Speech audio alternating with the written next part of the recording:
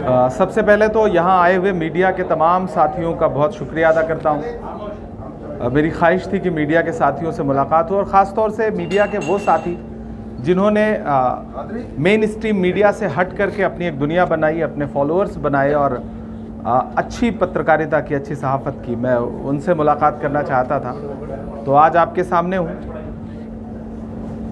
तेलंगाना में state elections चल रहे हैं, आपको पता है 5 सूबों के इलेक्शन हैं, जिसमें 3 सूबों के इलेक्शन हो चुके हैं। अब तेलंगाना और राजस्थान का इलेक्शन बाकी है। राजस्थान का इलेक्शन 25 तारीख को और तेलंगाना का इलेक्शन 30 तारीख को है।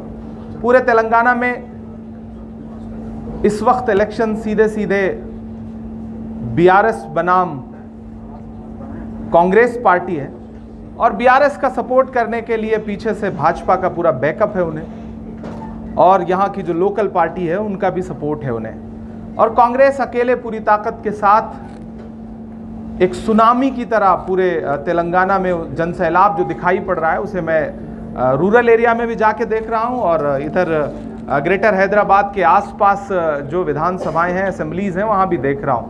कांग्रेस की जो गारंटीज़ हैं उनमें लोगों का भरोसा इस कदर है कि ख़ास तौर से ख़वातीन जिस शिद्दत के साथ रेवंत रेड्डी की सभाओं में, राहुल गांधी जी की सभाओं में, प्रियंका गांधी जी की सभाओं में, खरगे साहब की सभाओं में, और ख़ुद मैं भी जहां जा रहा हूं वहां जिस तरह से उमड़ के आ रहे हैं लोग, और ख़ास तौर से अक़लियतों के भी लोग जिस तरह से उमड़ के आ रहे हैं, वो ये जता रहा है कि पूरे तेलंगाना में कांग्रेस पार्टी क्लीन स्वीप करने जा रही है, क्लियर मेजॉरिटी के साथ सरकार बनाने जा रही है। टीआरएस गवर्नमेंट जो अब बीआरएस हो गई है, उसके 10 साल का जो एंटी इनकम्बेंसी है और जो झूठ है केसीआर साहब का, वो आवाम के सामने है और अब आवाम उस 10 साला झूठ का बदला लेने के मूड में है।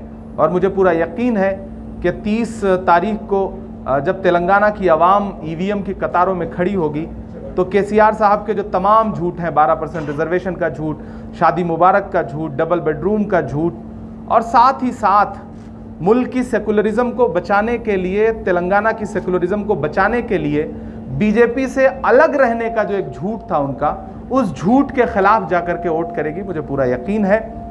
मैं बहुत मुतमईन हूँ, चूँकि मैं पूरे तेलंगाना में लगातार आवाम के बीच में जा रहा हूँ, इसलिए पूरी मुतमईनी से ये कह सकता हूँ कि तेलंगाना में कांग्रेस पार्टी सरकार बनाने जा रही है। मेरे पास जो बात है मैं वो कह रहा हूँ। बाकी आपके सवाल जो हैं वो आए तो मुझे अच्छा लगेगा। मैं आपके तमाम मीडिया के साथियों के सवाल जो है वो आमंत्रित करता हूँ। आपके सवालों का इंतज़ार है। कांग्रेस पार्टी पुराने शहर के इलाके में 90% मुसलमान हैं, वहाँ गैर कौम के हमारे भाई को ले जाके डाले, क्यों लड़ने वालों को वहाँ पर टिकट देंगे? आपके 2 सवाल हैं। पहला सवाल ये कि क्या बीआरएस भारतीय जनता पार्टी को सपोर्ट कर रही है? हाँ, सपोर्ट कर रही है। ट्रिपल तलाक से लेकर के प्रेसिडेंट के इलेक्शन से लेकर के वाइस प्रेसिडेंट के इलेक्शन से लेकर के, मैं पार्लियामेंट का मेंबर हूँ। मैंने वहाँ देखा है कि जब भी कोई ज़रूरी बिल होता है तब बीआरएस भारतीय जनता पार्टी को या तो सपोर्ट करती है, उनके सपोर्ट में वोट करती है, या फिर वॉकआउट कर जाती है। वॉकआउट का मतलब भी सपोर्ट करना ही होता है। दूसरी बात, आज तक पिछले 9 साल में भारतीय जनता पार्टी के सेंट्रल गवर्नमेंट ने ईडी, सीबीआई, इनकम टैक्स पूरी अपोजिशन पार्टीज पे छोड़ रखा है, लेकिन बीआरएस इससे अछूती है, एमआईएम इससे अछूती है। यह रिश्ता क्या कहलाता है? जिस जुर्म में मनीष सिसोदिया पिछले 6 महीने से, संजय सिंह पिछले 1.5 महीने से जेल काट रहे हैं, उस जुर्म के जो असली सूत्रधार हैं उनको पूछताछ के लिए भी नहीं बुलाया जा रहा है। तो ये रिश्ता क्या कहलाता है? पहली बात।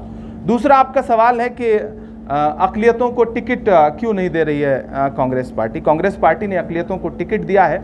टिकट देने के लिए बहुत सारी चीज़ें देखी जाती हैं।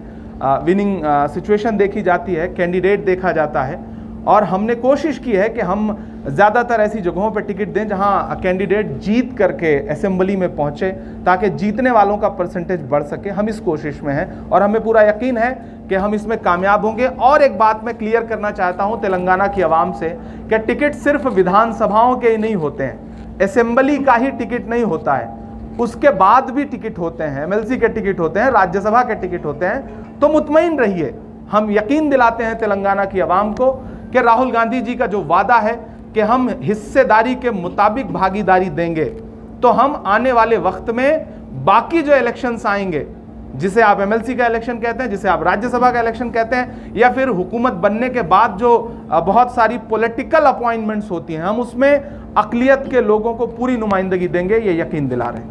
पिछले राज्यसभा इलेक्शन में एमआईएम ने आपको सपोर्ट किया था, उनके 2 वोटों से आपने सीट हासिल की, फिर आप दोनों के बीच में एक क्लैशेस क्यों है? बहुत अच्छा सवाल पूछा है। मैंने आज तक इस सवाल पे कभी जवाब नहीं दिया। आज चूंकि मैं हैदराबाद में बैठा हूं तो मैं इसका जवाब दे रहा हूं।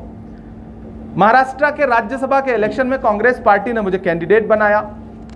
आपको बता दूं कि महाराष्ट्र में राज्यसभा का इलेक्शन जीतने के लिए 41 वोटों की जरूरत थी, 41 एमएलएज की जरूरत थी।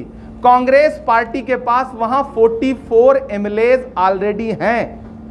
इमरान प्रतापगढ़ी को 44 वोट अपनी पार्टी के पूरे मिले, जबकि मुझे जरूरत थी 41 वोट की, लेकिन मुझे 44 वोट मिले हैं मेरी ही पार्टी के 44 के 44 वोट। अब पलट करके आप उनसे पूछिए जो ये दावा करते हैं कि हमने इमरान प्रतापगढ़ी को वोट दिया, उनसे पूछिए कि आपने इमरान प्रतापगढ़ी का नाम लेकर के शिवसेना को वोट दिया या बीजेपी को वोट दिया। सब में क्लियर कट ये बात कही है कि वक्फ बोर्ड की प्रॉपर्टीज पे जो इंक्रोचमेंट है वो हमारी पहली प्रायोरिटी है।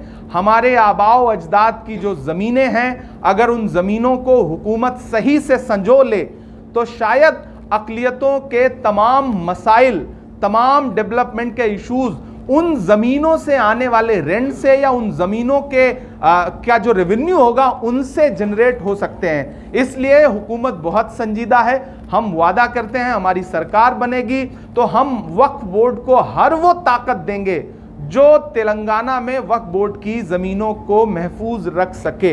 ये एकदम क्लियर कट हमारा वादा है और ये वादा हमने लिखित में किया है। ये हमारा वादा केसीआर की तरह झूठा वादा नहीं है। केसीआर ने झूठे वायदे किए, लेकिन आज हालत यह है कि वक्फ बोर्ड की जमीनें तो छोड़िए, वक्फ बोर्ड के जो कागजात हैं वो कहां सील पैक होकर के रख दिए गए हैं कि अगर आज कोई मीडिया का साथी या कोई आरटीआई लगाने वाला या कोई एक्टिविस्ट अगर चाहे कि वक्फ बोर्ड की प्रॉपर्टीज के कागजात उसे मिल जाएं तो ये हुकूमत उसे कागजात तक देखे जाने की इजाजत नहीं दे रही। आप सारे लोग इस बात से वाकिफ हैं। तो हम आपको मुतमईन करते हैं कि सरकार बनते ही वक्फ बोर्ड की प्रॉपर्टीज के तहफ्फुज के लिए हम पूरी जिम्मेदारी से काम करेंगे और इसकी जवाबदेही मैं खुद इमरान प्रतापगढ़ी खुद ले रहा हूं एज ए माइनॉरिटी डिपार्टमेंट के नेशनल चेयरमैन की हैसियत से, as a member of parliament की हैसियत से।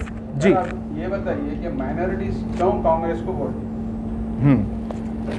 सवाल अच्छा है। क्यों बोले तो माजी में यही लोग जो आज लैंड ग्रैबर जो वक्फ प्रॉपर्टी का आगे उसका सपोर्ट तो कांग्रेस ही करी थी। सवाल बहुत अच्छा है कि कांग्रेस को क्यों वोट करें। मैं पलट के एक सवाल पूछता हूं कि टीआरएस को माइनॉरिटीज ने क्यों वोट किया। कुछ वायदे थे, कुछ दावे थे, कुछ कहा गया था केसीआर साहब की तरफ से, एक भी वायदा सच्चा साबित नहीं हुआ। कांग्रेस वायदा नहीं कर रही है, लिख करके दे रही है, डिक्लेरेशन कर रही है प्रॉपर। पहली बार ऐसा हो रहा है कि अलग अलग कम्युनिटीज के लिए हम लिख करके बाकायदा डिक्लेरेशन कर रहे हैं कि हमारी हुकूमत आते ही हम ये करेंगे। सबसे जरूरी बात, हमें इसलिए अक़लियत के लोग वोट करें कि हम उनसे ये कह रहे हैं कि हम माइनॉरिटीज के एजुकेशनल अपलिफ्टमेंट के लिए हम अलग से योजना लेकर के आ रहे हैं, अलग से स्कीम्स लेकर के आ रहे हैं। पीएचडी से लेकर के हाई स्कूल तक, इंटरमीडिएट तक बच्चों की पढ़ाई के लिए, एमफिल के लिए हम अलग से बच्चों को स्कॉलरशिप देंगे। पहली बात कि हम तालीम के लिए अलग से बजट रखेंगे और सिर्फ बजट रखेंगे नहीं, उससे कोशिश करेंगे कि आवाम के बीच तक वो बजट पहुंचे भी। दूसरी बहुत अहम बात कि हमने ये वायदा किया है कि हैदराबाद और तेलंगाना के जो अक़लियत के लोग हैं वो छोटे कारोबार करते हैं, उनको छोटे छोटे फाइनेंस की ज़रूरत है, छोटे छोटे लोन की ज़रूरत है। हम माइनॉरिटीज़ के लिए अलग से एक बोर्ड बना रहे हैं, फाइनेंस कॉरपोरेशन, जिसके ज़रिए हम माइनॉरिटीज़ के लोगों को सब्सिडाइज तरीके से कम इंटरेस्ट पर सरकार की तरफ से उन्हें कोशिश करेंगे कि लोन मुहैया कराएं ताकि वो अपना। मैं अक्सर एक बात कहता हूं कि एक परिंदा होता है, वो रात में जब सोता है तो अपनी दोनों टांगें ऊपर कर लेता है। उसे लगता है कि जब आसमान गिरेगा तो मैं अपनी टांगों से उसे रोक लूंगा। तो बहुत सारे लोग इसी तरह की जद्दोजहद में, उन्हें लगता है कि दुनिया में जो कुछ हो रहा है हम ही करेंगे, हम ही से हो रहा है। जबरदस्ती की क्रेडिट लेना बंद करिए। इमरान प्रतापगढ़ी को जिताने के लिए कांग्रेस पार्टी के 41 एमएलए प्लस 3 वोट हमारे पास एक्स्ट्रा थे, जो कि 44 के 44 वोट इमरान प्रतापगढ़ी को मिले हैं। यह झूठ बोलना बंद करिए। क्या 2024 के इंतखाबात कांग्रेस स्वीप करेगी? बिल्कुल जी, और अगर ऐसा होता है तो बिल्कुल स्वीप करेगी। मैं तो तेलंगाना की आवाम से एक बात मुसलसल कह रहा हूं कि ये जो तेलंगाना का असेंबली इलेक्शन है, ये महज इलेक्शन नहीं है, ये 2024 का सेमीफाइनल है। तेलंगाना हमें असेंबली इलेक्शन जिता के दे, यहाँ हमारी हुकूमत बना के दे।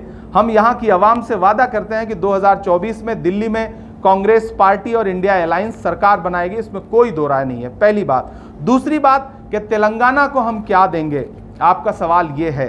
तेलंगाना ही हमने दिया है। तेलंगाना बनाने वाली कांग्रेस पार्टी है, तेलंगाना के मूवमेंट को एक्सेप्ट करने वाली कांग्रेस पार्टी है। तो तेलंगाना स्टेट हमने दिया है। जब उस स्टेट से हमें इतनी मोहब्बत है कि हमने अपने सियासी नुकसानात झेल कर भी स्टेट फॉर्म किया, स्टेट बनाया, तो आप अंदाजा लगाइए कि सोनिया जी के दिल में, राहुल गांधी जी के दिल में, खड़गे साहब के दिल में, पूरी कांग्रेस पार्टी के दिल में तेलंगाना को लेकर के कितनी हमदर्दी होगी। यहां असेंबली इलेक्शंस को लेकर के हमारा जो डिक्लेरेशन है, हमारे अलग अलग कम्युनिटीज से जो वायदे हैं, वो आपके सामने, हमारा मैनिफेस्टो आपके सामने। पार्लियामेंट का इलेक्शन आएगा तो हम उसके लिए तेलंगाना के लिए अलग से कोशिश करेंगे कि कुछ डिक्लेरेशन लेकर के आएं, और वो उस टाइम पे हम बताएंगे। लेकिन हम इतना वादा करते हैं कि तेलंगाना हमें सरकार बना के दे, हम दिल्ली जीत करके तेलंगाना की झोली में डालेंगे। क्या कांग्रेस? बहुत अच्छा सवाल है, और मुझे लगता है कि हैदराबाद में खासतौर से यह सवाल जरूर पूछा जाना चाहिए।